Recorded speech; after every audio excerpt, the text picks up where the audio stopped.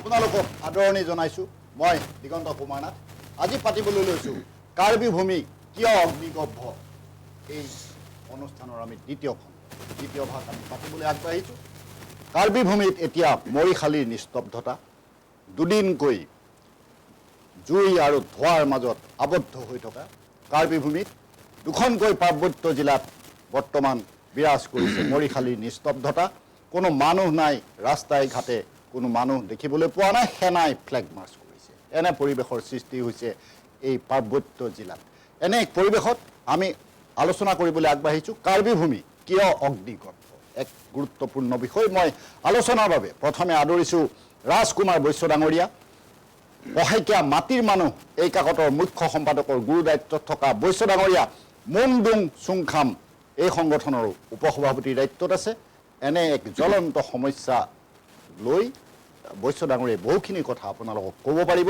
মই আদৰিছোঁ সদৌ অসম হেৰেকা এছ'চিয়েশ্যনৰ উপসভাপতিৰ দায়িত্বত থকা পৌৰাম ডুইং জেমি ডাঙৰীয়া তেখেত জেমি কাউন্সিলৰ উপদেষ্টাৰ পদত আছে আজি আমাৰ ডিমা হাছাৰ পৰা আহি আমাৰ এই টক শ্ব'ত তেখেতে অংশগ্ৰহণ কৰিছে তেখেতৰো বহুখিনি ক'ব লগা আছে বহুখিনি খবৰ কথা আছে খিলঞ্জীয়া মানুহৰ প্ৰতি অন্যায় কিয় হৈ আছে সেই বিষয়েও তেখেতে বহুখিনি কথা এই অনুষ্ঠানত প্ৰকাশ কৰিব মই অনুষ্ঠানৰ আৰম্ভণিতে ৰাজকুমাৰ বৈশ্য ডাঙৰীয়াৰ ওচৰলৈ আহিছোঁ আৰু ডাঙৰীয়াক মই এই কথাই ক'ব বিচাৰিছোঁ এই কথাই সুধিব বিচাৰিছোঁ যি সময়ত আমাৰ কাৰ্বি ভূমি মৰিশালীৰ দৰে নিস্তব্ধ হৈ পৰিছে এনে ঘটনাবোৰ কিয় হ'বলৈ পালে বৈশ্য ডাঙৰীয়াৰ দৃষ্টিভংগীৰে কি কয় এতিয়া কিছুমান কথা আমি যদি ক'বলৈ যাওঁ আজিৰ তাৰিখত অপ্ৰিয় বহুতেই বেয়া পাব কিন্তু সত্যটো সদায় সত্য বেয়া পালেও সত্য গতিকে আমি আজিৰ ঘটনাৰ বাবে কেইজনমান মানুহক আমি দোষী কৰিব নোৱাৰোঁ ইয়াৰ বাবে দীৰ্ঘদিন ধৰি যিসকলে অসমীয়া মানুহৰ নেতৃত্ব বহন কৰিছে তেওঁলোকে অসমীয়াৰ হৈ কাম নকৰিলে মই নিবাৰণ বৰাদেৱৰ সৈতে বহু বছৰ ঘনিষ্ঠভাৱে কাম কৰিছোঁ তেখেতৰ খং আৰু ক্ষোভত এবাৰ এই এষাৰ কথা ক'বলৈ কুণ্ঠাবোধ কৰা নাছিল তেওঁ স্বাধীন পেপাৰতো লিখিছিলে যে গণি গণি যদি ৫,০০০ মান অসমীয়া নেতাক হত্যা কৰিব পৰা নাযায় তেতিয়াহ'লে অসমীয়া জাতি গঠনৰ প্ৰক্ৰিয়াটো আমি দাঙি ধৰিব নোৱাৰিম পুনৰ নিৰ্মাণ কৰাটো সম্ভৱপৰ নহ'ব সেই এষাৰ কথা কোৱাৰ পিছত লিখাৰ পিছত বহুতে প্ৰতিবাদ কৰিছিল বিভিন্ন ধৰণে বেয়া বেয়া কথা লিখিছিল তেওঁ ভক্ষেপ নকৰে তেওঁ উত্তৰত কৈছিল যে অসমীয়া জাতিৰ প্ৰতি মলমূত্ৰ ত্যাগ কৰাৰ বাহিৰে অসমৰ বুদ্ধিজীৱীৰ আন কোনো অৰিহণা নাই এতিয়া আমি কথা চুবাই বহু বছৰ অতিক্ৰম কৰিলোঁ আজিৰ তাৰিখত আমি যদি হিচাপ কৰি চাওঁ যে ১৯৮৫ চনটোকো যদি আমি মাইলৰ খুঁটি হিচাপে লওঁ সেই তাৰিখৰ পৰা তীব্ৰ গতিত গৰাখহনীয়া হৈছে আমাৰ খিলঞ্জীয়াৰ অস্তিত্ব আজি কি কাৰণে আমি নিজৰ গৃহভূমিত আনৰ দপদপনি সহ্য কৰিব লগা হৈছে আজিৰ ছবিখন সুন্দৰভাৱে আঁকি দেখুৱাইছিল নিবাৰণ বৰাই যে এই গোটেই কথাখিনি আজি আমাৰ যিখিনি অধিকাৰ সেই অধিকাৰ সম্বন্ধে দিল্লী সম্পূৰ্ণভাৱে দায়ী আৰু দিল্লীয়ে এই কামটো দিল্লীত বহি কৰা নাই অসমীয়া নেতাসকলৰ কান্ধত তেওঁলোকে হেঁচা দি এই কামটো কৰিছে গতিকে ইয়াৰ বাবে প্ৰতিজন অসমীয়া নেতাই দায়ী প্ৰতিটা দল সংগঠনৰ নেতাই দায়ী কেৱল ক্ষমতা আৰু ভোটৰ ৰাজনীতিৰ বাহিৰে তেওঁলোকে অসমৰ বাবে আন একোৱেই নকৰিলে গতিকে মই এই কথাটো অতি স্পষ্টভাৱে কওঁ যে আজি যিটো কাৰ্বি পাহাৰত জুই জ্বলিছে এই জুই অতি সোনকালে আমি অন্যান্য ঠাইবিলাকতো আমি দেখা পাম যদি আমি ঠিক নহওঁ এতিয়াওতো আমি সম্প্ৰসাৰিত হ'ব এই জুই সম্প্ৰসাৰিত হ'ব এটা গুৰুত্বপূৰ্ণ কথা কৈছে ৰাজকুমাৰ বৈশ্য ডাঙৰীয়াই এই জুই সম্প্ৰসাৰিত হ'ব ইয়াৰ পূৰ্বাভাস তেখেতে দেখা পাইছে আমাৰ সাম্প্ৰতিকৰ ঘটনা প্ৰবাহে এই কথা স্পষ্ট কৰিছে যে এনেধৰণৰ জুই আন আন ঠাইলৈ সম্প্ৰসাৰিত হ'ব এটা ভয়াৱহ ভৱিষ্যতৰ ইংগিত দাঙি ধৰিছে বৈশ্য ডাঙৰীয়াই মই তেখেতক ধন্যবাদ জনাইছোঁ আহিছোঁ পৌৰাম ডুইং জেমি ডাঙৰীয়াৰ ওচৰলৈ আমাৰ জেমি কাউন্সিলৰ উপদেষ্টাৰ দায়িত্বত থকা জেমি ডাঙৰীয়াক মই এই কথা সুধিব বিচাৰিছোঁ যে ভূমিপুত্ৰৰ মাজত এই অস্তিত্বক লৈ সংকট কিয় হৈছে কাৰণ ডিমা হাছাওতো এনেধৰণৰ পৰিৱেশ আমি দেখা পাইছোঁ আমাৰ যিসকল ইণ্ডিজিনিয়াছ পিপুল আছে এই ইণ্ডিজিনিয়াছ পিপুলৰ মাজত এই সংকট এই ক্ৰাইচিছ কিহৰ কাৰণে হৈছে আপুনি কওক জেমি ডাঙৰীয়া मैं डिमा हासाओ में जितना इंडिजिनियस है हाँ पीपल है, पहला जब से डिमा हासाओ पहला जो सेटल हुआ है नॉर्थ कचार हिल्स, हाँ बाद में हुआ है डिमा हासाओ। तो डिमा हासाओ में अभी जितना इंडिजिनियस है वो अपना अपना लैंड राइट लेकर अपना गांव सेटल होके बैठा है, रह रहा है। तो इसमें अगर कोई जैसे कार्बी आंगलोंग का अभी जो घटना हुआ है, तो अगर कोई विदाउट आइडेंटिफाइड अपना इंडिजिनियस जो अपना अपना लैंड राइट है, तो उसमें जो बाहर के लोग आए के ऑक्युपाई करेगा तो हम थोड़ी मानेगा, ये तो नहीं मानेगा। क्योंकि अगर आना है कोई गवर्नमेंट का तरफ से, सरकारी का तरफ से कोई अगर एम्प्लॉय है आकर क्वार्टर है, अगर सर्विस क्या है, नौकरी क्या है, तो अगर कोई जगह रेंट लेना है तो लोकल अथॉरिटी का या कोई गांव का या कोई एरिया का लोकल अथॉरिटी का परमिशन लेकर बैठना है, रेंट भी लेना है। लेकिन हमारा जो इंडिजिनियस पीपल जितना है अपना लैंड राइट जो ऑक्युपाई करके बैठा है शुरू से, तो लैंड में कोई का मकान है, कोई का बागान है, कोई का जुम खेत है, अगर कोई जंगल में अभी फॉरेस्ट है तो उसमें कोई बाहर के लोग आके ऑक्युपाई करेगा तो हम तो मानने नहीं सकेगा, अपना लैंड राइट है। तो शुरू से हम लोग ऑक्युपाई करके रह रहा है, अभी भी है। तो उसको बिना पूछ के, बिना इंफॉर्मेशन, विदाउट एनी आइडेंटिफाइड करके अगर ऑक्युपाई करेगा तो झगड़ा तो हो गए, घटना तो शुरू हो गए। तो हम लोग अभी जितना डिमा हासाओ में जितना इंडिजिनियस ट्राइब है हम लोग शांति से है, लेकिन बीच में कोई आ गया तो झगड़ा तो हो गए। थोड़ा दिन पहले डिमा हासाओ में भी ऐसे ही हुआ है, तो बाहर के लोग आके ऑक्युपाई करेगा तो जमीन तो एक अपना अपना एरिया लेके फिक्स करके हम लोग सेटल हुआ है। तो जमीन तो जो है लैंड है, जो गांव का जो अपना एरिया जो ऑक्युपाई करके रखा, तो उसमें कोई बाहर के लोग घुसेगा तो तो हम तो अलॉट नहीं होगा, परमिशन नहीं होगा। क्यों? हमारा लैंड है, फिक्स है, लैंड आगे फायदा नहीं होगा, लेकिन आदमी तो बढ़ते जाएगा। लैंड जितना आपको 1 बीघा है, 2 बीघा है, जो रिजर्व करके आप रखा है, वही रिजर्व को लैंड है, वही लैंड ही आपका रहेगा। तो लैंड तो कोई इंक्रीज नहीं होगा, जो फिक्स है वो फिक्स रहेगा। लेकिन हमारा आदमी जो लोग है, गांव के लोग है, फैमिली है, आज 4 है, काल परसों 10-12 भी हो सकता है, तो हमने उसके लिए तो रिजर्व करके रखा है। तो अभी रिजर्व लैंड है बोल के अभी खुशी खुशी आकर ऑक्युपाई करेगा तो हम थोड़ी मानेगा, ये तो कोई भी नहीं मानेगा। अभी जो लोग हम लोग इंडिजिनियस जितना डिमा हासाओ में भी जो है पहले से शांति से है, लेकिन ये अगर ये शांति से जो रह रहा है तो बाहर से आए के कोई घुसेगा तो जबरदस्ती करेगा तो झगड़ा तो हो गए। तो झगड़ा होना नहीं चाहिए, सब भी शांति से रहने को चाहता है।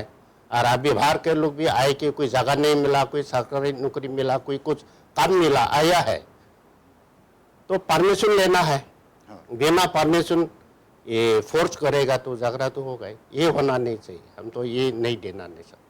জেমি ডাঙৰীয়াক মই আৰু এটা কথা সুধিব বিচাৰোঁ যে শেহতীয়াভাৱে আমাৰ কাৰ্বি আংলঙত যি ঘটনা হৈছে, অনুৰূপ ডিমা হাছাওৰ সৈতে এই ঘটনাৰ কি মিল আছে?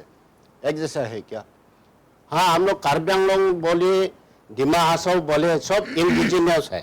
हम लोग 6 शेड्यूल एरिया है।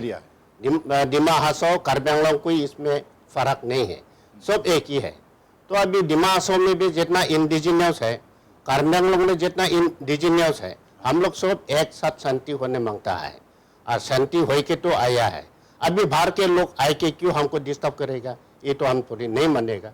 कार्बी आंगलोंग हो या डिमा हासाओ हो और कोई बाहर का डिस्ट्रिक्ट हो, ये बाहर के लोग आए के फोर्स करेगा तो जो घटना है सब जगह वही होगा। इसलिए ये होना नहीं चाहिए। हम लोग का जो अथॉरिटी है वो इसको विचार करना है, वही हम लोग का मांगता है। মই ধন্যবাদ জনাইছোঁ জেমি ডাঙৰীয়াক। তেখেতে অকণমান সময়ৰ ভিতৰতে বহুকেইটা গুৰুত্বপূৰ্ণ কথা ক'লে। আমাৰ ডিমা হাছাও জিলা আমাৰ কাৰ্বি আংলং জিলাৰ সম্পূৰ্ণ আভ্যন্তৰীণ ঘটনা প্ৰবাহৰ বিষয়ে তেখেতে ইংগিত দিলে কি কাৰণে খিলঞ্জীয়া মানুহসকল জাঙুৰ খাই উঠিছে কি কাৰণে তেখেতসকল ক্ষুব্ধ হৈছে সেই বিষয়েও তেখেতৰ মুখত আপোনালোকে গম পালে মই তেখেতক ধন্যবাদ জনাই আহিছোঁ ৰাজকুমাৰ বৈশ্য ডাঙৰীয়াৰ ওচৰলৈ আৰু বৈশ্য ডাঙৰীয়াক মই এটা কথা সুধিব বিচাৰোঁ আমি শেহতীয়া সময়কেইদিন এই দুটা দিনত আমি কিছুমান ঘটনা লক্ষ্য কৰিলোঁ যে কাৰ্বি ভূমিৰ যি ভূমিপুত্ৰ আছে হাতে হাতে দা জাঠিলৈ তেওঁলোক ওলাই আহিব লগা হৈছে তেওঁলোকে প্ৰতিবাদ কৰিব লগা হৈছে ক্ষোভৰ জুই জ্বলি উঠিছে কিন্তু তাৰ বিপৰীতে আমি আৰু এটা দৃশ্য দেখা পাইছোঁ যে যিসকল বহিৰাগত সম্প্ৰদায়ৰ লোকক আগ্ৰাসনৰ মূল হোতা হিচাপে চিহ্নিত কৰা হৈছে তেখেতসকলেও এই ভূমিপুত্ৰৰ বিৰুদ্ধে অৱস্থান গ্ৰহণ কৰিছে সেইটো লক্ষণীয় কথা হৈছে আপুনি আপোনাৰ দৃষ্টিৰে কি বুলি ভাবে এইটো অতিশয় ভয়ানক কথা আমাৰ কাৰণে আজি এই সাহসটো তেওঁলোকে কাৰ্বি পাহাৰত আজি কেনেদৰে দপদপাই খিলঞ্জীয়াৰ বিৰুদ্ধে প্ৰতিবাদ কৰিবৰ কাৰণে সাহস কৰিছে তাৰ বাবে আমি দায়ী গতিকে বহুদূৰ গৈছে আমি আলাপ আলোচনা কৰি থাকোঁতে এজনে এজনৰ গাত বোকা ছটিয়াই ৰাজনীতি কৰি থাকোঁতেই আমি এতিয়া 29% আমাৰ যিটো বাস্তৱ সেইটো চাব লাগিব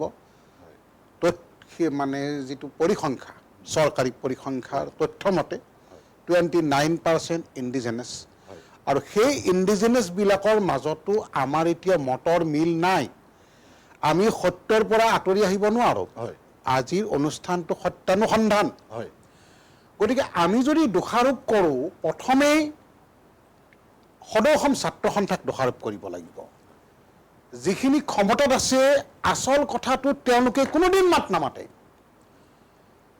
মই 2 মিনিটত এটা গুৰুত্বপূৰ্ণ কথা দাঙি ধৰিব বিচাৰিছোঁ বহুতে হয়তো পাহৰিছে অসম চুক্তি কৰাৰ আগমুহূৰ্তত 3 দিন আগত চুক্তি যেতিয়া খচৰাখন PLP অফিচলৈ আহিছিল তেতিয়া তাত PLP আপত্তি কৰিছিল যে IMDTৰ কথাটো এইবিলাক কথা হেৰি কৰিলে এতিয়া যিটো 6 নম্বৰ দফালৈ তুলপাৰ লগাই আছে 6 নম্বৰ দফাটোৰ সন্দৰ্ভত PLPয়ে কৈছিল যে এই দফাটোৱেই হ'ল অসমীয়া জাতিৰ কাৰণে অতিকৈ অপমানজনক কথা PLP আপুনি সাধাৰণ সম্পাদক আছিল মই তেতিয়া সাধাৰণ সম্পাদক আছিলোঁ গতিকে PLPয়ে এই কথাটো স্পষ্টভাৱে কৈছিল যে 6 নম্বৰ দফাটোৱে অসমীয়া জাতিৰ কাৰণে আটাইতকৈ অসন্মানজনক অপমানজনক তাত লিখা আছিল এই বুলি যে অসমীয়া জাতিৰ ভাষিক সাংবিধানিক সুৰক্ষাৰ দায়িত্বটো দিল্লীয়ে ল'ব গতিকে আমি তেতিয়া জবাব দিয়া হৈছিল তেওঁলোকক ডাব চুক্তিখনত তেতিয়া দিগেন বৰা আৰু নগেন শইকীয়াই বহুত বেছি উদ্ভণ্ডালি কৰিছিল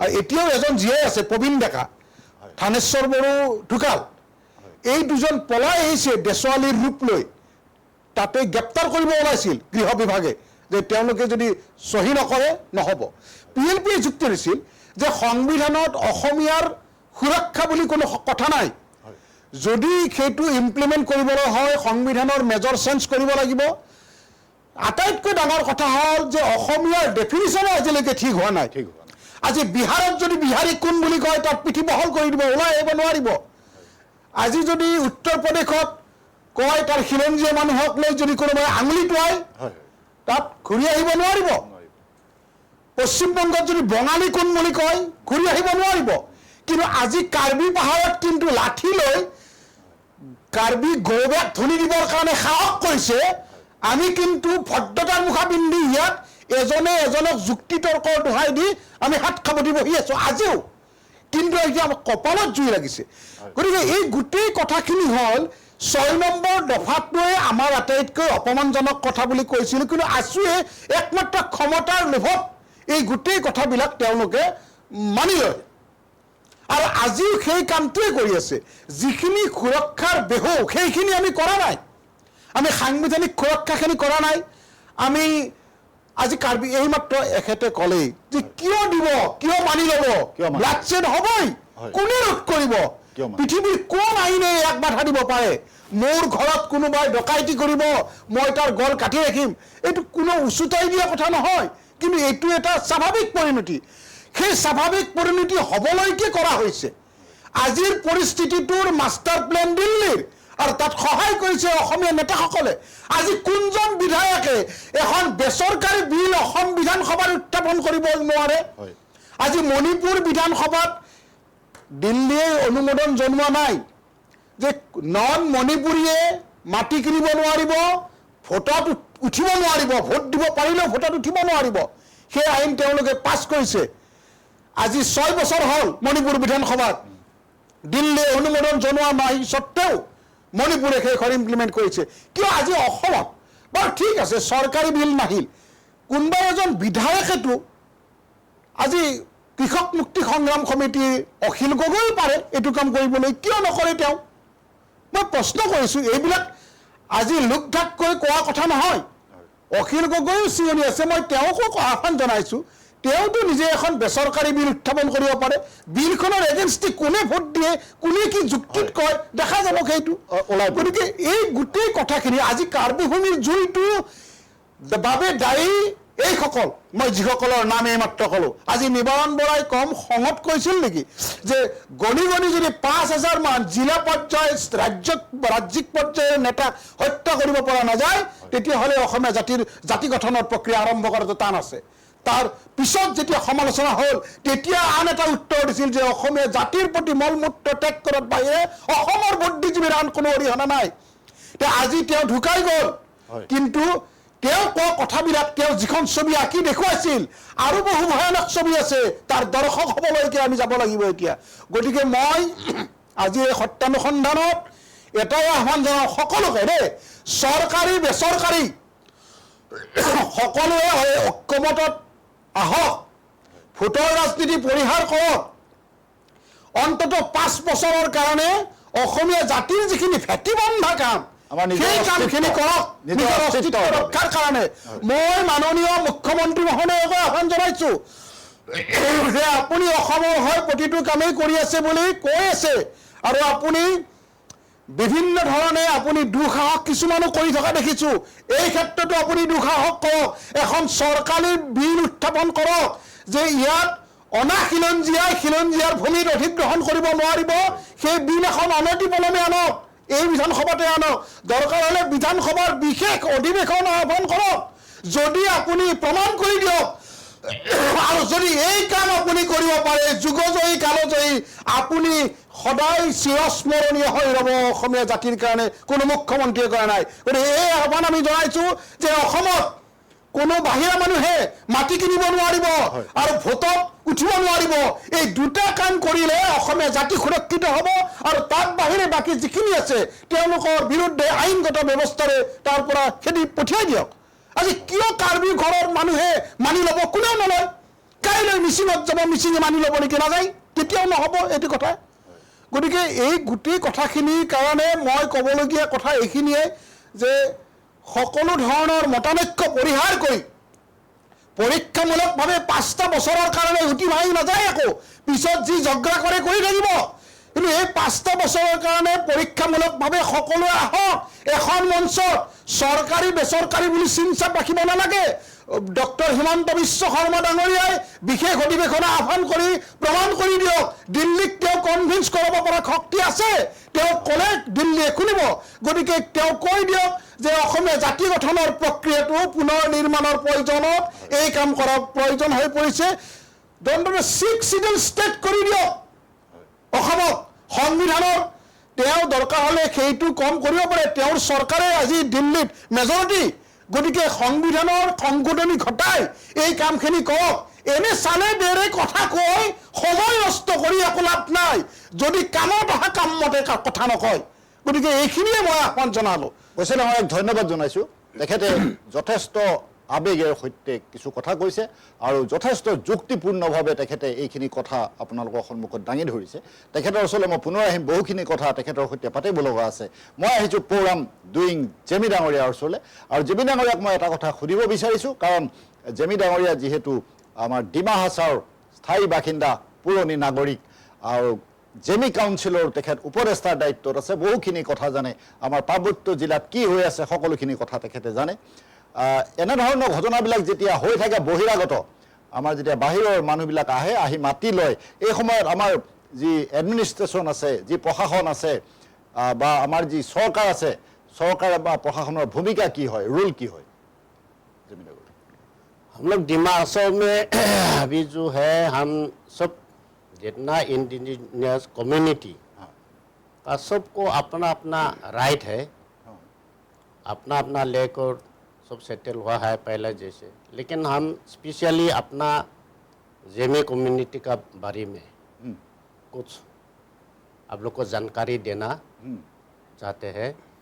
तो हमारा ऐसा अभी जो सर ने भी बोला है अपना, हम लोग का डिमा हासाओ में अभी जेमे काउंसिल भी ऐसा है। तो जेमे का जितना जेमे एरिया में लैंड है, हम लोग कोई बाहर का औषधार को सेल करना है, ये माना है। हम लोग तो बंद किया है। हाँ बाहर का जो औषधा लोग आए के ऑक्यूपाई करने का छोड़ दीजिए, हाँ उसको हम लोग सेल करना नहीं है, अपना जमीन देना नहीं है। कारण जो पहले मैंने बताया, जो हम लोग का जमीन जो वही फिक्स करके रखा है एरिया, डिमा हासाओ में अभी कितना इंडिजिनियस कम्युनिटी है, अपना जो ट्राइब्स है वो अपना अपना एरिया लेकर बैठा है। वहाँ डिमा हासाओ कम्युनिटी पॉपुलेशन ज़्यादा है, वही हिसाब से उसका एरिया ज़्यादा है। उसका नेक्स्ट हम लोग का जेमी है, जेमी भी वही हिसाब से अपना एरिया लेकर ऑक्यूपाई करके बैठा है। तो उसका बीच में कोई बाहर के लोग आए के अगर रुपया पैसा देकर माटी खरीद लेगा, ये माना है। हम लोग का जेमे कम्युनिटी में ये माना है, हम लोग ये पास किया है।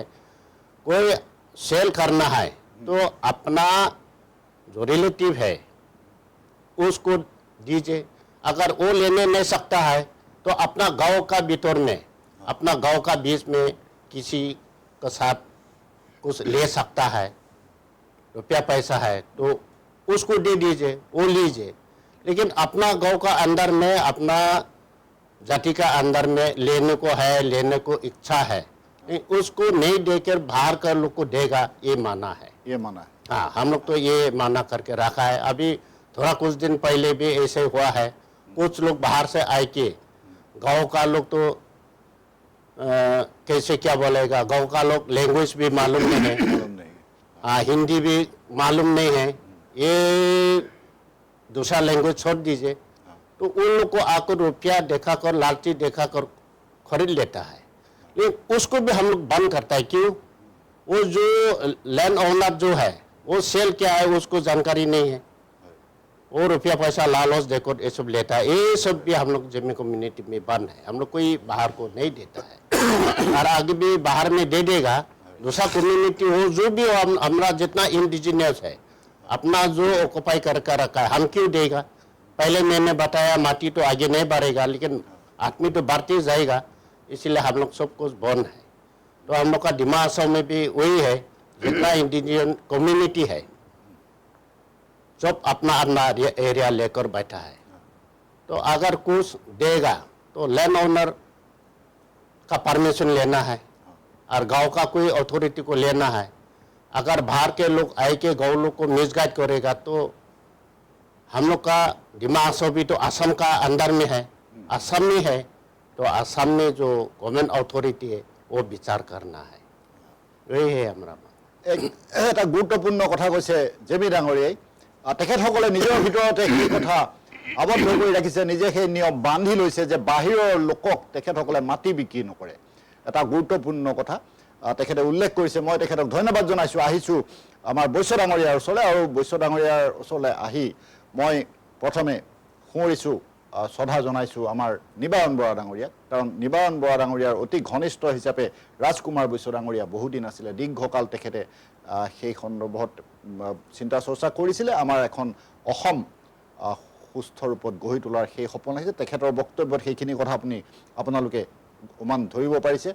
মই পুনৰ এটা কথা তেখেতক সুধিব খোজোঁ, আমাৰ আলোচনাৰ প্ৰসংগত, যে খেৰনিত যি ঘটনা শেহতীয়াকৈ সংঘটিত হ'ল, সেই ঘটনাটো বিভিন্ন দিশৰ পৰা ৰহস্যঘন হৈ পৰিছে। জ্বলোৱাৰ পাছত তুলিৰাম ৰংহাঙে সেই ঘৰ বুলডেজাৰ লগাই মাটিৰ সৈতে মিলাই দিছে।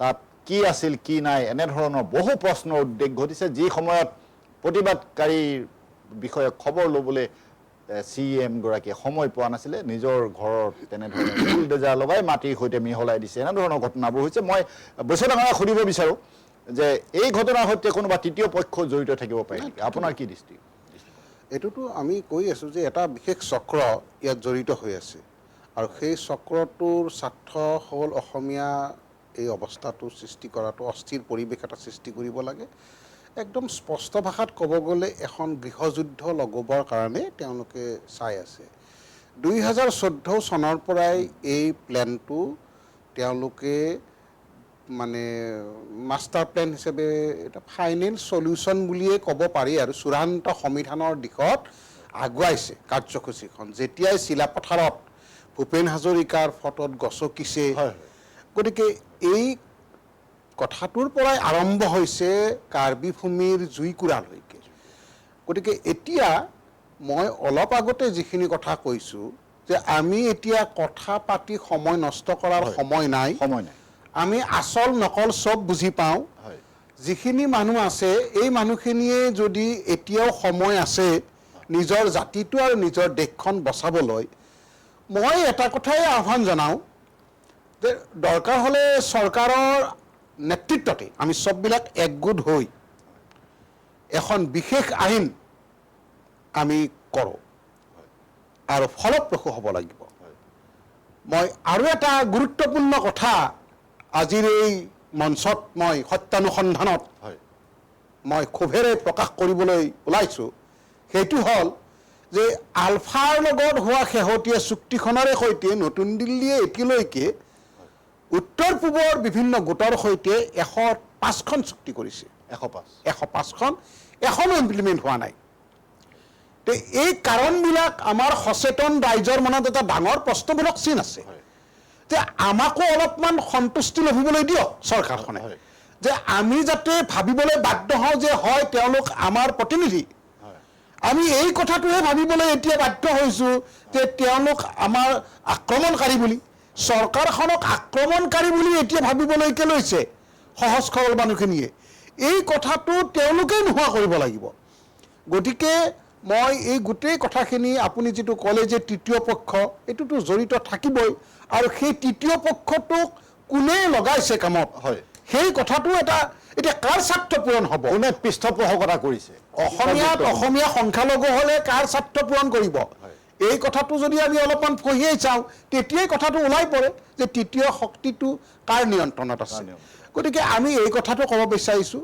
এইবিলাকলৈ আমি নাযাওঁ আমাৰ দেখা পোৱা কথাখিনি হ'ল যে আমি এতিয়া ছেফ নহয় আমাৰ নিজৰ ঘৰত এতিয়া আমি শাস্ত্ৰমতে কি বুলি কয় আততাই বুলি কয় যেতিয়া উপদ্ৰৱ কৰে নিজৰ ঘৰত আহি আজি কাৰ্বি ভাই ভনীসকলে বিহাৰত যাই উৎপাত কৰা নাই বিহাৰৰ পৰা আহি কাৰ্বিৰ ঘৰত উৎপাত কৰিছে গতিকে এইটো সহজ কথা নহয় আৰু এখন চৰকাৰে এইটো সহজভাৱে যদি লয় আজি ডিজিপিজন তাতে আছে সেইটো মই ইম্পৰ্টেণ্ট কথা বুলি ভাবা নাই স্বয়ং মুখ্যমন্ত্ৰী তাত যাব লাগিছিলে মুখ্যমন্ত্ৰী নহয় যিহেতু বিহাৰী মানুহখিনি আহিছে গতিকে বিহাৰী মানুহখিনিৰ প্ৰতিও মই এটা আহ্বান জনাওঁ যে অসম আৰু বিহাৰৰ মাজত যিটো সম্পৰ্ক আছে এইটো যাতে বেয়া নহয় তেওঁলোকে উঠি পৰি লাগিব লাগে ইয়াতে সেই মানুহখিনিৰ বিৰুদ্ধে বিহাৰী মানুহখিনি যাব লাগিছিলে তেতিয়া এটা সম্প্ৰীতি থাকিব গতিকে যদি সেই মানুহখিনিৰ বিৰুদ্ধে আমি যাওঁ সংঘাত হ'ব বিহাৰী মানুহখিনি আহিব লাগে গতিকে মই এই গোটেই কথাখিনি সৰলীকৰণ কৰি এটাই ক'লোঁ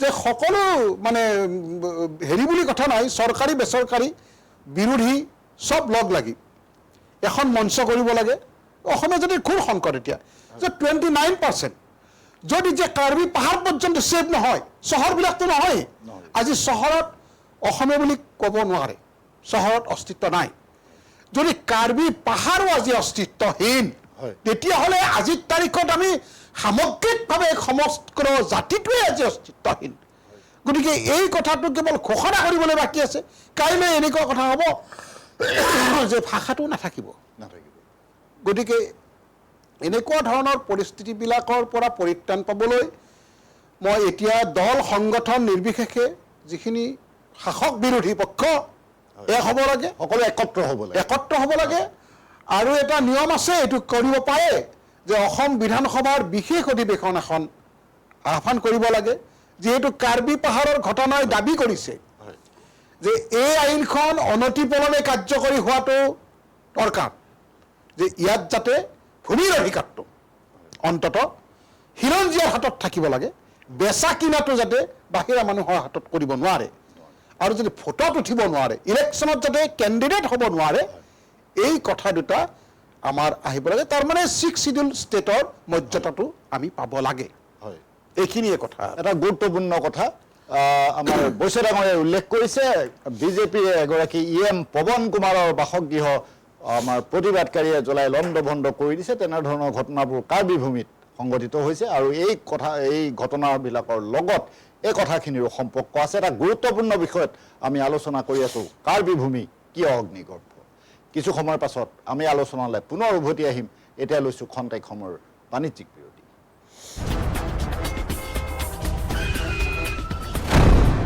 এক্সিডেণ্টৰ পৰা বাচিলা হয়, কিন্তু এই ধোঁৱা ধূলি সোপাৰ পৰা কেনেকে বাচিবা হে? এইবোৰে কলিজা হাওঁফাওঁ চব খাব, বুজিছা? হাৰ্ট এটেক হৈ মৰিব লাগিব। মোৰ চকুকেইটাও পুৰিছে, বুজিছেনে?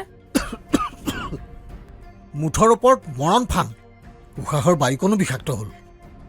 বিষাক্ত হ'ল বুলি নক'ব, আমাৰ কিছুমান কাম কাজেহে বায়ু বিষাক্ত কৰিলে। প্ৰদূষিত বায়ুৰ ফলত হৃদযন্ত্ৰ, হাওঁফাওঁ, মস্তিষ্ক, যকৃত, বৃক্ক আদি ৰোগত আক্ৰান্ত হোৱাৰ লগতে মৃত্যুৰ কাৰণো হ'ব পাৰে। আমি তেনে কাম কাজৰ কিবা একোটা হয়, প্ৰদূষণ ৰোধী ব্যৱস্থা ল'ব লাগিব। আহক আমি বায়ু প্ৰদূষণ ৰোধ কৰোঁ। অসম প্ৰদূষণ নিয়ন্ত্ৰণ পৰিষদৰ দ্বাৰা প্ৰচাৰিত। स्कैमर्स की विकेट टपकाने की कोशिशें जारी, क्या होगी समाप्त बल्लेबाजों की पारी? हेलो मैडम, बिजली विभाग से बोल रहा हूँ। इस लिंक पे पैसे भरे वरना बिजली कट जाएगी। बिजली कट जाएगी? बिजली कट जाएगी बोल रहे? टेंशन का माहौल, बल्लेबाज जाल में फंसते हुए। काट दो वैसे भी आज कैंडल लाइट डिनर का प्लान है। कैंडल लाइट आंटी भर दो ना प्लीज। मुंह तोड़ जवाब, कमाल की साझेदारी ने कर दिया स्कैमिंग टीम को परास्त। बी अलर्ट, बी स्कैम से।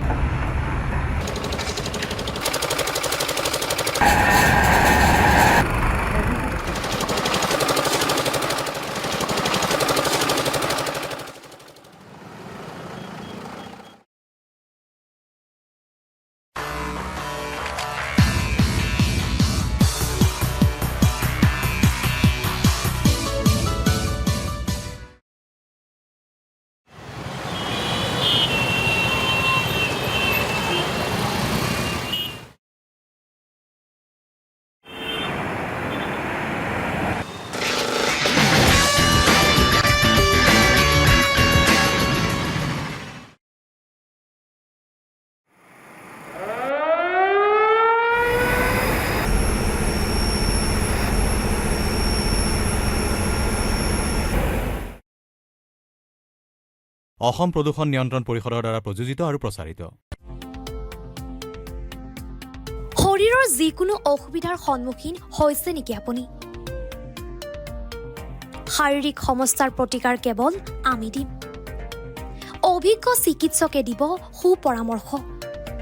প্ৰতি সপ্তাহত থাকিব বিভিন্ন ৰোগৰ বিশেষজ্ঞ চিকিৎসক। চাবলৈ নাপাহৰিব এনি ভাৰত 24ৰ বিশেষ অনুষ্ঠান স্বাস্থ্য বিশেষ।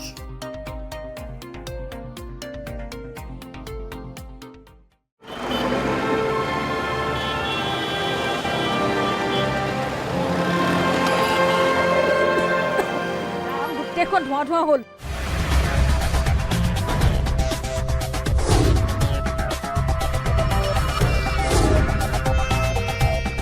প্ৰদূষণ, গাড়ী মটৰৰ বাবে প্ৰদূষণ। এই প্ৰদূষণবোৰ বন্ধ কৰিব নোৱাৰিনে?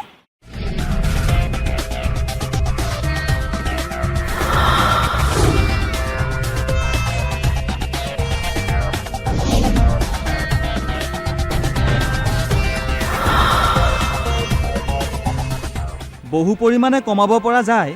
এই প্ৰদূষণে কম ক্ষতি কৰিছেনে বাৰু? সেই কথা আমি নিজে নুবুজিলে কোনে বুজাব?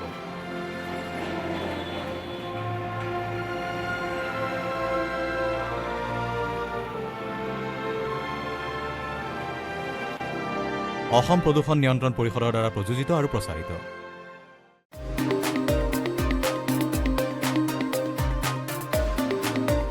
আপোনাৰ ঘৰখন আৰু অফিচটো চালে চকুৰ আগুৰি সজাওক। আজি আহক সকলো ধৰণৰ অত্যাধুনিক ফাৰ্নিচাৰৰ বাবে চিটি ফাৰ্নিচাৰ 6 মাইল গুৱাহাটী।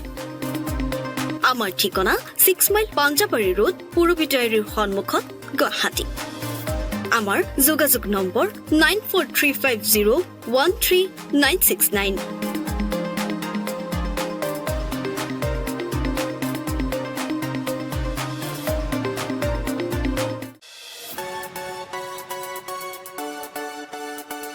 ৰঙাপাৰাবাসীৰ বাবে সুখবৰ আপুনি যদি দুচকীয়া বাহন ক্ৰয় কৰিব বিচাৰিছে তেন্তে এতিয়াৰ পৰা আৰু চিন্তাৰ কোনো প্ৰয়োজন নাই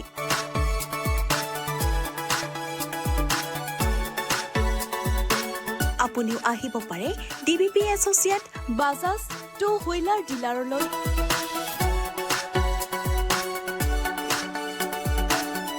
আমাৰ ঠিকনা হৈছে ৱাৰ্ড নং ৮ ঠাকুৰবাৰী ৰোড ডাকঘৰ ৰঙাপাৰা জিলা শোণিতপুৰ অসম আমাৰ যোগাযোগ নম্বৰ হৈছে 9435707133 আৰু 9707967285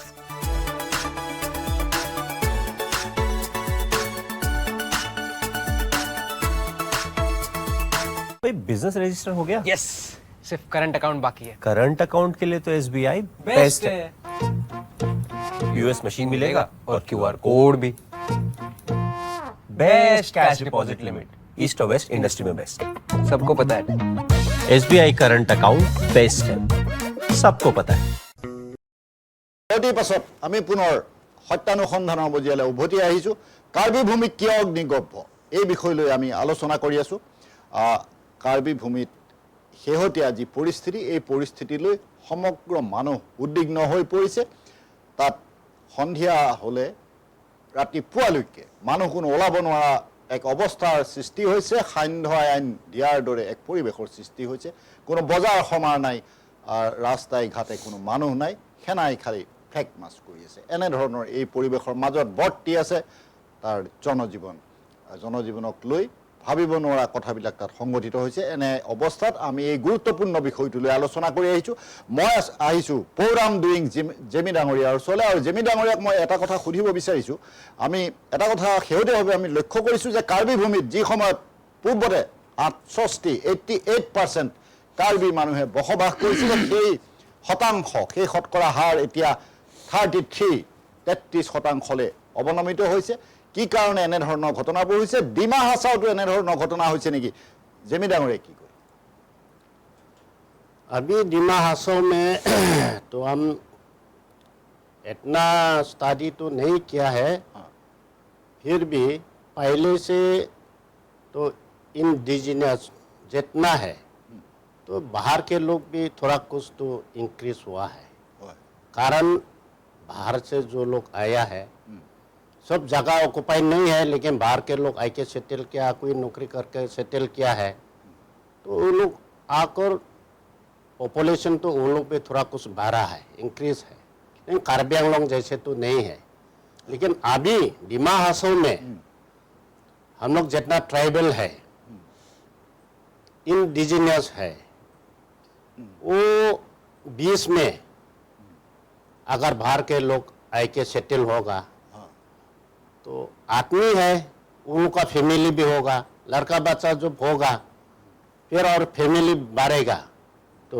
क्या होगा किसका लॉस होगा हमारा जो लोकल जो पीपल है इंडिजिनस है जो अभी ट्राइबल लोग है तो उन लोग का लॉस होगा नुकसान होगा क्यों नुकसान होगा उन लोग का पॉपुलेशन बढ़ते जाएगा तो हम मुख से बोलेगा हम शेड्यूल ट्राइब है हम इंडिजिनियस है मुख से बोलेगा लेकिन आपका जगह में कौन क्या कर रहा है आपका लैंड कौन लिया है कौन छीनना है तो ये आप नहीं देखेंगे तो पॉपुलेशन तो बाहर के लोग भी बढ़ेगा तो आपके भी कोटा जो मिलना है वो भी कम होते जाएगा और पॉपुलेशन में कम होगा तो पॉपुलेशन का हिसाब से और शेड्यूल ट्राइब जो है वही हिसाब से वही स्टेटस हिसाब से तो गवर्नमेंट कोई प्रायोरिटी दे रहा है तो ऐसा बाहर के लोग आए कि आपका घर का बरामदा में उनका मकान बना दिया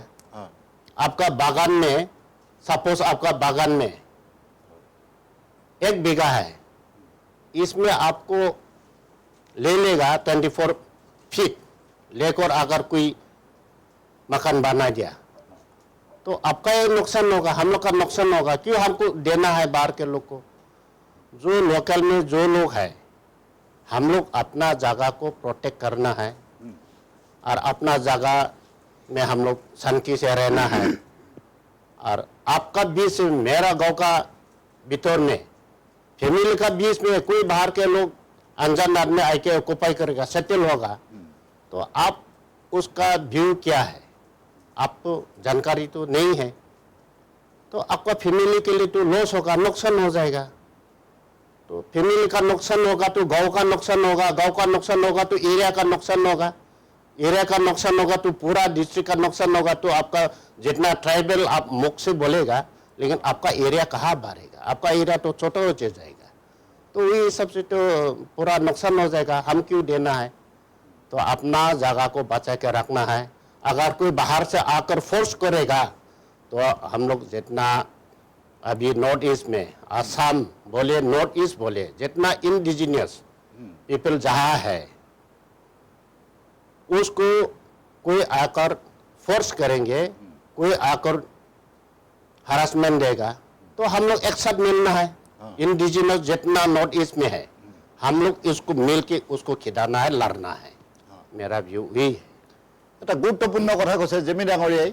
আমাৰ একতা লাগে, একতাইহে আমাক বান্ধি ৰাখিব পাৰে। আৰু অকল অসম নহয়, উত্তৰ পূৰ্বাঞ্চলৰ যিসকল আমাৰ খিলঞ্জীয়া আছে, যিসকল আমাৰ ভূমিপুত্ৰ আছে, এইসকল যদি একত্ৰভাৱে সকলো কামতে আগবাঢ়ে, বহুখিনি আমাৰ বিফলতা আঁতৰি যাব। তেখেতে সেই কথা উল্লেখ কৰিছে। মই তেখেতক ধন্যবাদ জনাইছোঁ। আহিছোঁ বৈশ্য ডাঙৰীয়াৰ ওচৰলৈ। আৰু বৈশ্য ডাঙৰীয়াক মই এই প্ৰসংগত এটা কথা সুধিব পাৰোঁ। গোটেই ঘটনাটোৰ কাৰ্বি আংলঙৰ শেহতীয়া গোটেই পৰিস্থিতিৰ বিষয়ে যদি আমি অধ্যয়ন কৰি চাওঁ, তেতিয়াহ'লে পুঁজিপতিৰ হাতলৈ মাতি যোৱা এই প্ৰসংগটো তাৰে মূল কাৰণ হিচাপে তাত চিহ্নিত হয়। আপুনি এই সন্দৰ্ভত কি কয়? কিমান মাটি কেনেধৰণে পুঁজিপতিলৈ যাব, যাক লৈ কাৰ্বি ভূমিত ভূমিপুত্ৰসকলে অস্তিত্বৰ সংকট উপলব্ধি কৰিব? এতিয়া আমি এখন বাতৰি কাকত মাটিৰ মানুহ এখন আমি প্ৰকাশ কৰি আছোঁ। তাত আমি দেখিছোঁ কাৰ্বি পাহাৰত প্ৰাকৃতিক মৌ যিটো খনি, বৃহৎ উৎস আছে আৰু তাত পুঁজিপতিৰ চকু পৰিছে। এনেধৰণৰ বিশাল সম্পদেৰে ভৰা কাৰ্বি ভূমি, গোটেই অসমখনেই সোণৰ, কিন্তু তাৰ মূলটো আমি নুবুজিলোঁ। প্ৰাকৃতিক সৌন্দৰ্যৰ কথা, প্ৰাকৃতিক সৌন্দৰ্যটো সৌন্দৰ্যই পৃথিৱীৰ কোনো ৰাজ্যত 6টা ঋতু নাই। ক'ৰবাত গৰম হ'লে গৰমে, ঠাণ্ডা হ'লে ঠাণ্ডাই। ইয়াত 6টা ঋতুৰ সোৱাদ পায়। ইয়াত ইমানেই উৰ্বৰা ভূমি। এতিয়া এইটো মাষ্টাৰ প্লেন পুঁজিপতি গোষ্ঠীটোৰ। এই গোটেই প্ৰক্ৰিয়াটো চলাই আছে। মাষ্টাৰ মাইণ্ডটো হ'ল আদানী আম্বানী জাতীয় ভাৰতীয় পুঁজিপতি গোষ্ঠীৰ। ভাৰত চৰকাৰ, অসম চৰকাৰ এওঁলোকক সহায় কৰে।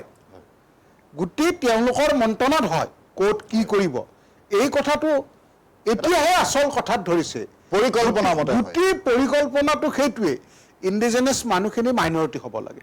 এই ক্ষেত্ৰত মই আমাৰ এজন এতিয়া নতুন শক্তিশালী নেতা বুলি কওঁ, অনুপৰাণ ধৰা। নিবাৰণ বৰাৰ বাটতেই তেওঁ এতিয়া খোজ লৈছে। উত্তৰ পূবৰ খিলঞ্জীয়া জনগোষ্ঠীবিলাকৰ লগত হয় সমন্বয়ৰ সেতু গঢ়াত তেখেতৰ অগ্ৰণী ভূমিকা, সেইটো বিশেষভাৱে উল্লেখযোগ্য। থানেশ্বৰ বড়োৱে কৈছিল, সততে কয় তেওঁ, যে নিবাৰণ বৰা দ্বিতীয়জন হ'ব লাগিলে কিন্তু এটা ভাষাত নহ'ব, বহুকেইটামান তেওঁলোকৰ লোকেল স্থানীয় ভাষাও জানিব লাগিব। এতিয়া সেইবিলাকৰ ক্ষেত্ৰত তেখেত আগবঢ়া অনুপালন ধৰা। মই নিজ চকুৰে দেখা বহু কথাই আছে। যেতিয়া মেইটী আৰু কুকিৰ মাজত সংঘাত চলি আছিল, তাৰ মাজতে তেখেতে সেইবিলাকৰ ৰাতি বিচৰণ কৰি ফুৰে। কুকিৰ বাংকাৰ, মেইটীৰ বাংকাৰ, তাৰ গোটেই অস্ত্ৰ দাঙি তেওঁক দেখা পালে। গতিকে এনেকুৱা ধৰণৰ এটা ভাল পৰিৱেশ তেওঁ সৃষ্টি কৰিছে। আৰু আমি ভাবোঁ যে তেনেকুৱা ধৰণৰ যদি এটা শক্তিশালী মঞ্চ, এইমাত্ৰ এখেতে যিটো ক'লে এই কথাটো, সেইটোৱেই আল্টিমেট সত্য সকলো ক্ষেত্ৰতে। যদি আপোনাৰ ইউনিটি আছে, আপোনাৰ বল আছে। আজি মিজোৰামৰ মুখ্যমন্ত্ৰী হৈ থাকোঁতে জোৰামথাংগাই অমিত শ্বাহক কৈছিল যে, মানে অমিত শ্বাহে মাতিছিলে দিল্লীলৈ কিবা কথা পাতিবলৈ, যে মোৰ সময় নাই, মোৰ মিজোৰামত কাম আছে, যদি বিশেষ দৰকাৰ আছে আপুনিও মিজোৰাম আহিব পাৰে। হয়, এইটো কম সাহসী কথা হয়নে? গতিকে এই গোটেই কথাখিনি আমাৰ একতাৰ কাৰণেহে হৈছে। আজি মিজো বুলি ক'লে তাত বেলেগ কথা নাহে। গতিকে আজি কাৰ্বি সেই কথাটো বলে পাৰিছে, সুৰুঙাটো পাইছে যে কাৰ্বিক ধৰিলে বেলেগে নধৰে। কাৰ্বি অকলশৰীয়া, মিচিং অকলশৰীয়া, এটা চিধা চাধা জাতি। যে আজি এই কথাটো যদি আমি এষ্টাব্লিছ কৰিবলৈ পাৰোঁ যে কাৰ্বি মানে আমিও, মিচিং মানে কাৰ্বি, কাৰ্বি মানে খাচীয়া, খাচীয়া মানে আহোম, এনেকুৱা ধৰণৰ যদি এটা থাকিব নহয় বাৰ্তা সকলোৰে মাজত, সেই কথাটোৱে হ'ল চৰকাৰে কিবা কৰিব পাৰে নকওক, কিন্তু যদি এই ধৰণৰ আমি কৰোঁ, আজি অনুপাৰণ ধৰাই যি ধৰণে মনডং চুংখাম আছাম নৰ্থ ইষ্ট ইণ্ডিয়া বুলি আজি উত্তৰ পূবৰ খিৰঞ্জীসকলক এখন মঞ্চত, আজি কিছুদিন পূৰ্বে জোৰামথাংগাকো তেখেতে লগ কৰি আহিছে, আৰু জোৰামথাংগায়ো এই সংগঠনটোত সক্ৰিয় ভূমিকা লোৱাৰ আশ্বাস দিছে। গতিকে যদি এই কথাটো হয়, একালৰ নিবাৰণ বৰাৰ প্ৰধান সহযোগী আছিল জোৰামথাংগা আৰু বি লিণ্ডো, মেঘালয়ৰ প্ৰাক্তন মুখ্যমন্ত্ৰী। গতিকে বাকী কেইজন, নিবাৰণ বৰাও ঢুকাল, জোৰামথাংগাহঁতো অকলশৰীয়া হৈ পৰিল, এনেধৰণে তাৰমানে উত্তৰ পূবৰ সংগতিটো ভাঙি গ'ল। আকৌ যদি এতিয়া অনুপাৰণ ধৰণ উঠিব পাৰে, গতিকে মই সেই কথাটোকে ক'ব বিচাৰোঁ যে যিখিনি ষড়যন্ত্ৰ আজি প্ৰাকৃতিক সম্পদৰ কাৰণে, ইয়াত গোটেই মূল সমস্যাটো PNP 1 নম্বৰ বুলেটিনত সুন্দৰ ব্যাখ্যা কৰি দিয়া আছে যে প্ৰাকৃতিক সম্পদৰ কাৰণে কি কি কৰিব পাৰে। যেতিয়া সীমা সমস্যাক লৈ ডিমাপুৰৰ কাকজানত প্ৰথম সংঘাত হৈছিল 1976-ত, তেতিয়া নিবাৰণ বৰাৰ নেতৃত্বত তেতিয়া PNP গঠনৰ ৰূপকণি চলি আছে, হোৱা নাই। সজাতি দল এটা গৈছিল আৰু তাতেই তেওঁ ঘোষণা কৰিছিল, PNPৰ পটভূমি সেইটোৱেই কাকজান নাওজান, যে তাত তেওঁ চৰিত্ৰ গোটেই দেখা পাইছিল যে অঞ্চলটোৰ খিৰঞ্জীয়াসকলক হত্যা কৰিবলৈ তেওঁলোকে যিকোনো ধৰণৰ পন্থা ল'ব পাৰে, কুণ্ঠাবোধ নকৰে একো। গতিকে আজি এই মাত্ৰ আপুনি যিটো কথা ক'লে যে পুঁজিপতিৰ মানে চকু, এইটো একদম সত্য কথা। আমি নিজে মাতৃ মানুহত লিখিছোঁ, আজি 3টামান ইছ্যুৰ আগত কোনোবা এটা সংখ্যাত আমি লিখিছোঁ যে প্ৰাকৃতিক মৌৰ কেনেকুৱা ধৰণৰ এটা চ'ৰ্চ আছে যিটো মানে ভাবিব নোৱাৰে। কোনো খিলঞ্জীয়া মানুহে সেই চ'ৰ্চটো ব্যৱহাৰ কৰা নাই, কিন্তু বহিৰাগত চকু পৰিছে। অকল সেইটোৱেই নহয়, আৰু বিশাল ভাণ্ডাৰ আছে, বহু কথা আছে, ইউৰেনিয়ামৰ দৰে ইউৰেনিয়ামৰ খনি আছে। গতিকে এই গোটেই কথাটো নিমলীগড়ৰ শোধনাগাৰৰ পৰা আৰম্ভ কৰি এটা বৃহৎ অঞ্চল য'ত মহাকাশ গৱেষণাৰ কাৰণে অতি মূল্যৱান ধাতু ইউৰেনিয়াম। গতিকে এই গোটেই কথাখিনি প্ৰাকৃতিক সম্পদে ভৰি আছে, তেলৰ দুপনি আছে গোটেই ক্ৰুড অইলত। এনেকুৱা ধৰণৰ মানে ৰত্নগৰ এখন দেশৰ যিখিনি অধিবাসী মালিক সন্তান, সেই মালিকেই বুজি নাপায় যে মই কিমানৰ মালিক, তেতিয়াহ'লেতো বেলেগে সুযোগ ল'বই। সেইটোৱে কথা হৈছে। এটা গুৰুত্বপূৰ্ণ কথা ক'লে বৈশ্য ডাঙৰীয়া, মই তেখেতক ধন্যবাদ জনাইছোঁ। আৰু আমাৰ অনুষ্ঠানৰ পৰা আমি বিদায় লোৱাৰ সময় চমু চাপি আহিছে। মই বৈশ্য ডাঙৰীয়াক আৰু এটা কথা এইখিনিতে সুধিব বিচাৰিছোঁ, আৰু এই প্ৰশ্নৰে মই অনুষ্ঠান সামৰিব খুজিছোঁ। মানে এতিয়া আমি এটা কথা চাওঁ যে ইমানখিনি ঘটনা হৈ গ'ল, তাৰ পাছতো আমি কিছুমান মানুহৰ, কিছুমান সংগঠনৰ নিমাত ভূমিকাক লৈ আমি অলপ প্ৰশ্ন কৰিব লগা হৈছে। এতিয়া চাওক আপুনি, আমাৰ যি ট্ৰাইবেল সংঘ আছে, ট্ৰাইবেলৰ ভূমিতে এই ঘটনাবিলাক সংঘটিত হৈছে, কিন্তু এই মুহূৰ্তলৈকে ট্ৰাইবেল সংঘ নিমাত হৈ আছে। ঠিক তেনেধৰণে মই নাম উল্লেখ নকৰোঁ, কিন্তু বহুবোৰ সংগঠন, বহুবোৰ দল সংগঠন এতিয়ালৈকে এই ঘটনাক লৈ, খেৰণিৰ ঘটনাক লৈ, কাৰ্বি ভূমিৰ ঘটনাক লৈ নিমাত হৈ আছে, নিৰুত্তৰ হৈ আছে। ইয়াৰ কাৰণ কি বুলি ভাবে বৈশ্য ডাঙৰীয়া? ইয়াৰ কাৰণ প্ৰত্যেকৰে নিজা নিজা অংকত কিবা ক্ষতি হ'ব। মই প্ৰথমতে যে কৈছিলোঁ ভোট আৰু ক্ষমতা, মানে ধন আৰু ক্ষমতাৰ কাৰণে চব নিমাত হৈ আছে। ক'ৰবাত কাৰোবাৰ স্বাৰ্থত আঘাত পৰিব, কাৰোবাৰ স্বাৰ্থ পূৰণ নহ'ব, শংকা। গতিকে মই সেইকাৰণে কৈছোঁ যে 5 বছৰৰ কাৰণে আমি চব একাষৰীয়া কৰি থওঁ। ব্যক্তিগত স্বাৰ্থ, জেদ বেদ একো নাই, কাকো কোনে শত্ৰুক জ্ঞান নকৰিব। আৰু আমিও যে ইয়াত বহিছোঁ, কাকো আমি শত্ৰুক জ্ঞান কৰিব অহা নাই। আমি এটা সংকট কালত আজি কাৰ্বি ভূমিত জুই লগা মানে এইটো যদি সহজভাৱে লওঁ আমি, এইটো ভুল হ'ব, এইটো ভুল। এইটো মানে একদম কেন্দ্ৰত আহি আঘাত কৰিছে, য'ত কাৰ্বি ভূমিত আঘাত কৰা মানে অসমীয়া আৰু এনেকৈ বহি থাকিব নোৱাৰে, ব্যৱস্থা ল'ব লাগে আৰু সুৰক্ষাৰ ব্যৱস্থাটো। সেইকাৰণে মই কৈছোঁ যে শাসক বিৰোধী সকলোৱে জোৰপূৰে হাত পাইছে ঐক্যবদ্ধ হ'ব লাগে, ঐক্যবদ্ধ হৈ দিল্লীৰ লগত মানে গঠনমূলক আলোচনাখিনি কৰিব লাগে, ফলপ্ৰসূ আলোচনা বুলি যিটো কয়, মিনিংফুল ডিছকাশ্যন কৰিব লাগে, যে পূৰ্বতে হৈ যোৱা 105খন চুক্তি যাতে নহয় আৰু এখন মানে কাৰ্যকৰী চুক্তি হ'ব লাগে, আৰু চুক্তিখন হোৱা নহয় অনতিপলমে এই বেলটো কৰি দিব লাগে। অসম বিধানসভাই বিশেষ অধিৱেশন পাতি এইখিনি কথা দিল্লীক ক'ব লাগে। মই এইটোৱে আহ্বান জনাওঁ, আৰু এই সন্দৰ্ভত শাসক বিৰোধী সকলোৱে নিৰ্বাচন কেন্দ্ৰিক কথা বাৰ্তা বন্ধ কৰিব লাগে, এইটোত আমি জোৰ দিব লাগে। দৰকাৰ হ'লে নিৰ্বাচন 6 মাহ পিছুৱাই দিব, কিন্তু এই বস্তুটো আগতে কৰি দিব লাগে। মই এইটো ব্যক্তিগতভাৱে আৰু PLP এজন প্ৰাক্তন হিচাপে, নিবাৰণ বৰাৰ অতি ঘনিষ্ঠ হিচাপে মোৰ যিখিনি অভিজ্ঞতা সেইখিনিৰে মই তাৰমানে এই কথাখিনি ব্যক্ত কৰিছোঁ আজি। যথেষ্ট গুৰুত্বপূৰ্ণ কথা, গুৰুত্বপূৰ্ণ তথ্য আপোনালোকক দিছে বৈশ্য ডাঙৰীয়াই। মই তেখেতক ধন্যবাদ জনাইছোঁ। মই ধন্যবাদ জনাইছোঁ পৌৰাম ডুইং জেমি ডাঙৰীয়াক। তেখেতে ইমান দূৰৰ পৰা, ডিমা হাছাৰৰ পৰা আহি আজি আমাৰ এই অনুষ্ঠানত অংশগ্ৰহণ কৰিছে। আহোঁতে তেখেতে ৰাস্তাত বহুখিনি বাধা পাইছে, বন্ধ হৈ আছে, পুলিচ CRPয়ে তেখেতক আহিব দিয়া নাই, এনেধৰণৰ ঘটনাবিলাকো তেখেতে আহি মোক কৈছে। মই তেখেতকো ধন্যবাদ জনাইছোঁ। মই আপোনালোককো ধন্যবাদ জনাইছোঁ এই অনুষ্ঠান ইমান সময় উপভোগ কৰাৰ বাবে। এনেধৰণৰ অন্যান্য অনুষ্ঠান আৰু বিশদ বা বাতৰিৰ বাবে চাই থাকিব এনি ভাৰত 24। এতিয়া অনুষ্ঠানৰ পৰা বিদায় লৈছোঁ, ভালে থাকিব।